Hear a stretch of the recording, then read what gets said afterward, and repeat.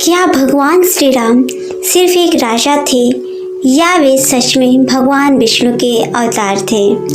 रामनवमी केवल श्री राम के जन्म की तिथि ही नहीं बल्कि इससे जुड़े कई अद्भुत रहस्य भी समेटे हुए हैं। क्या आप जानते हैं कि रामनवमी का महत्व केवल धार्मिक दृष्टि से नहीं बल्कि वैज्ञानिक और आध्यात्मिक रूप से भी बहुत गहरा है? क्या रामनवमी मनाने से वास्तव में हमें जीवन में सफलता और शांति मिलती है? क्या रामनवमी सिर्फ भारत में ही मनाई जाती है या दुनिया के अन्य हिस्सों में भी इसका प्रभाव है? अगर आप भी इन सवालों के जवाब जानना चाहते हैं तो इस वीडियो को अंत तक जरूर देखें। आज हम आपको श्री राम के जन्म, उनके जीवन की अद्भुत घटनाओं, रामनवमी के आध्यात्मिक और वैज्ञानिक महत्व और इससे जुड़ी कई रहस्यमयी बातों के बारे में बताएंगे जो आपको चौंका देगी। पहला अध्याय, रामनवमी का पौराणिक और ऐतिहासिक महत्व। रामनवमी हर साल चैत्र मास के शुक्ल पक्ष की नवमी तिथि को मनाई जाती है। यह वही दिन है जब अयोध्या के राजा दशरथ के घर भगवान विष्णु के 7वें अवतार श्री राम ने जन्म लिया था। लेकिन सवाल यह है कि राम का जन्म क्यों हुआ? पुराणों के अनुसार जब धरती पर राक्षसों का अत्याचार बढ़ गया था तब भगवान विष्णु ने त्रेता युग में श्री राम के रूप में अवतार लिया। रावण और उसके दुष्ट साथियों ने ऋषियों, मुनियों और निर्दोष प्राणियों को सताना शुरू कर दिया था। तब देवता ने भगवान विष्णु से प्रार्थना की और उन्होंने अयोध्या में जन्म लेकर अधर्म का नाश करने का निर्णय लिया। लेकिन क्या आप जानते हैं कि श्री राम के जन्म से जुड़ी एक अद्भुत भविष्यवाणी पहले ही की जा चुकी थी? दूसरा अध्याय, क्या श्री राम का जन्म सिर्फ एक पौराणिक कथा है या ऐतिहासिक सत्य? कई लोग मानते हैं कि रामायण सिर्फ एक धार्मिक ग्रंथ है, लेकिन क्या आप जानते हैं कि श्री राम का अस्तित्व ऐतिहासिक रूप से भी प्रमाणित हो चुका है?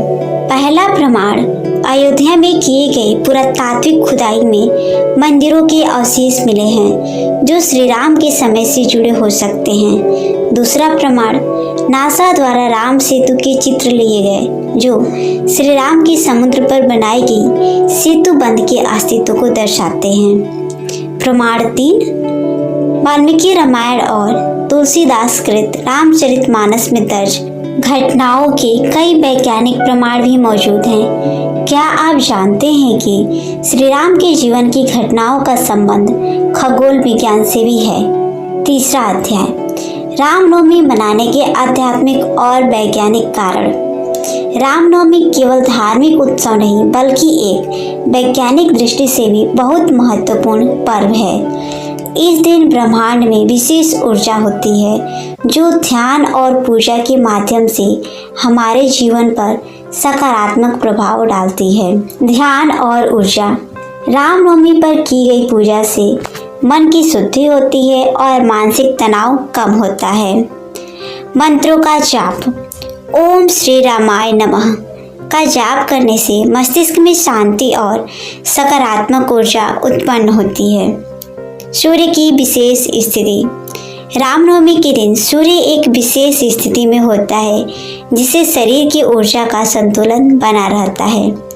लेकिन क्या आप जानते हैं कि रामनवमी का संबंध सिर्फ हिंदू धर्म से ही नहीं बल्कि संपूर्ण मानवता से भी जुड़ा हुआ है?